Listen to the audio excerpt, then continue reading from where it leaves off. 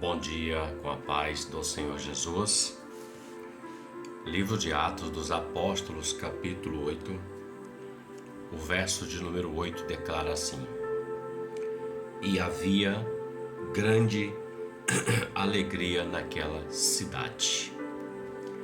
O texto em questão, ele fala de um momento onde Filipe, um dos 7 diáconos, ele desce até a cidade de Samaria.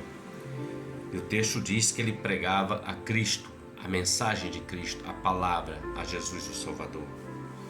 E a palavra diz, nós não lemos aqui, mas o contexto anterior vai revelar que a multidão, as pessoas daquela cidade, elas davam atenção àquilo que Filipe estava falando.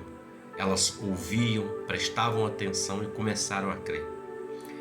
E o texto diz que no meio daquele povo, muitas pessoas foram curadas, cegos, coxos, paralíticos, e também muitas pessoas foram libertas de espíritos imundos, espíritos malignos.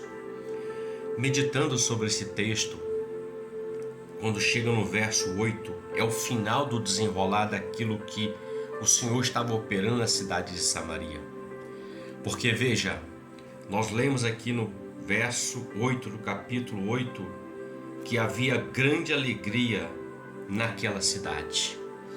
Podemos pensar o seguinte: antes do evangelho, antes da palavra chegar, antes do Senhor chegar naquele lugar, eles viviam dificuldades, viviam um período conturbado, um período de trevas, podemos dizer assim, porque muitos enfermos, muitas pessoas estavam possuídas, oprimidas por espíritos malignos, espíritos imundos. Então Samaria estava vivendo um momento de trevas, um momento de dificuldade, um momento onde não havia alegria, mas havia tristeza, podemos dizer assim. Mas quando eles ouvem, preste bem atenção, o contexto anterior vai dizer que eles ouviram que Filipe estava pregando. Filipe estava trazendo o evangelho, a palavra do Senhor Jesus. O mesmo Jesus que liberta o homem, o mesmo Jesus que cura o homem, o mesmo Jesus que salva o homem da condenação eterna. Samaria estava vivendo trevas, mas a luz chegou. E quando a luz chegou, o ambiente mudou, a situação mudou. O que era coxo não era mais coxo. O que era paralítico, ele passou a andar. O que era cego, ele enxerga, ele começa a ver todas as coisas. E aqueles que estavam possuídos ou oprimidos por espíritos imundos são libertos.